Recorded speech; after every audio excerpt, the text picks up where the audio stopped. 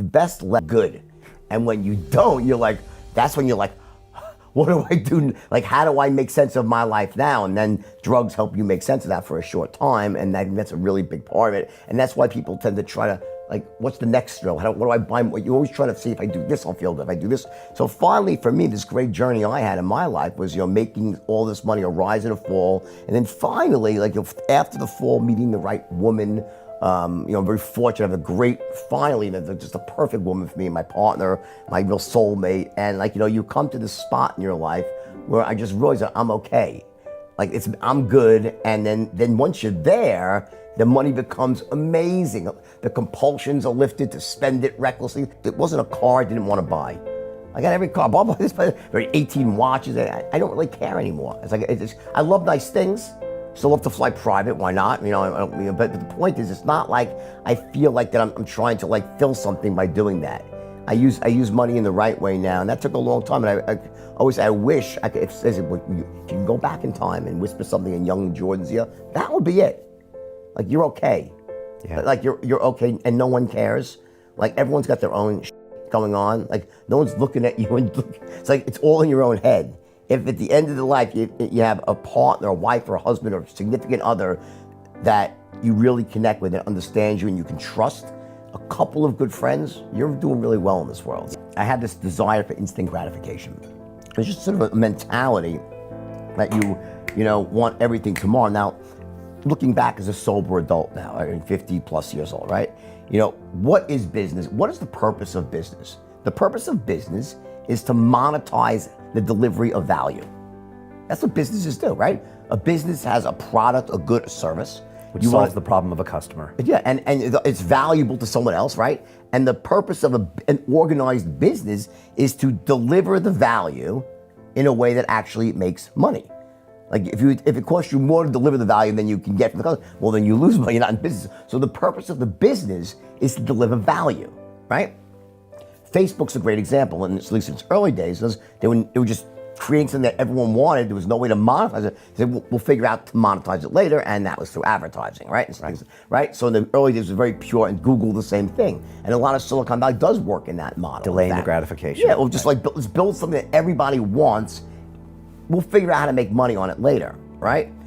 That was a mistake I made. It was. In other words, for me, it was about, how do you make money? Just make money, not let's deliver value. What I should have done is hire the best bankers and analysts out there so I can get the best products to sell and have these unbelievable products too, and then use my sales force to distribute those amazing products. Right. Instead, my sales roared ahead of my investment banking, and I ended up having a complete topsy-turvy where I had the greatest sales force in Wall Street history and a terrible investment banking. So it was, and then once I got in trouble where I got but like the SEC said, sued me civilly, right? A lot of the better companies got nervous and shied away. Right. So then it becomes a self-fulfilling prophecy. When you go to jail and you lose, it's like losing the game of life. They always say, your values don't really change that easily unless a disaster happens. I was forced to re-examine my value system. My number one value in my 20s was, how do I make more money? I want to make money. I want power, money, hot women, sex, money, power, right? And I'm not alone like that in my 20s, but that was my values, right? Today, making money is not even my top 5 values, and I love money more than ever. Because I know I don't have to worry about that. If I just give value to people, I possess the skills to turn it into a profitable business.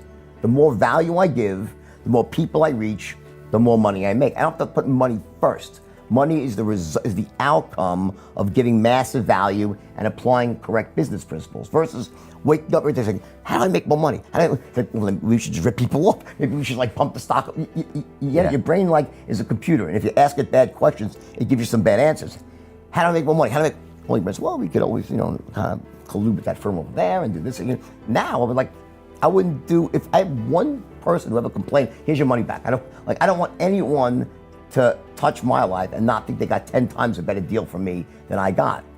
I'm okay with that. I'd rather someone say, wow. And that's the people on my platform. If you go on now, happy you're free, just check it out and just watch the comments that people say, this is ridiculous. How does he do this? How does he give this much value? Because it's like $20 a month and I should charge $200 or $300 a month. But I do it because I know I'm playing the long game. You know what? I'll get 1 million people on it. Very different story. And look at Jeff Bezos, who's a great example. Yeah. People say, how is he doing all this stuff? How is he giving away books? He was losing money. But he understood that he was providing a valuable service, and eventually, over time, you can make a lot of money like that. My thing that really drives me, honestly, is my own personal commitment to always showing up. No matter how I feel, good, bad. So I've been on stage with a intravenous and a kidney stone, giving him with the thing on stage with me. Like it becomes who you are. And I always say, like, you know, at some level, success is about getting yourself to do the things that you know you have to do, even when you don't feel like doing them. And I've mastered that ability. So that's my big thing. Is I just show up no matter what, you know, and tired. And here's the thing, right now, like I was tired this morning. I come here, I feel great. Once we're done, it's You'll be tired again, yeah. And then when I'm doing it, it's awesome. The problem is the downtime. Here's the thing. You're capable of doing more, you know this. You're capable of pushing yourself more, of showing up when you have to. So much is in your head, and it's excuses and sort of not feeble thinking, just like disempowered thinking. To think that it's all in your head. You can train yourself to be someone. I want to be known as someone that always shows up. How many more years do I really have on this earth? And 30, 35, you know? And you start to, I'm at the point in my life where I feel very mortal. I didn't when I was younger. And because of that, I'm making it a point to enjoy every day. Like I'm not allowing myself to not, I refuse to not enjoy myself. I refuse to get caught up in the negative thinking and the small stuff, because you live once. And I spent so much time needlessly worrying from the time I was 12 to 18 that I'm not this, I'm not that. Good Lord, I always said to my wife, if I would have known when I was 14 that this would have happened, I would have felt so good at 14. There's all these girls and this beautiful wife. All I want was a beautiful wife and this great, I hurt myself. You get it? And I think a lot of people like that. And I'm at the point now I finally don't do that anymore. Like I love where I am now. I love where I'm going, and I'm slowly but surely reconciling, making sense of my past. Like it's every day is just truly coming to peace with the mistakes that you've made. I never let them disempower me. Right. I learned from my mistakes, but it's trying to truly feel good about my whole life in sequence right now. I refuse to let my current days not be great, but I still do. I won't deny it. You know, you sometimes look back and you still get a bit of pangs of what happened, you know, and sometimes that's healthy. But the most important thing is whatever happened back then, I got how many years left. I'm going to enjoy myself and also help as many people as I can become successful.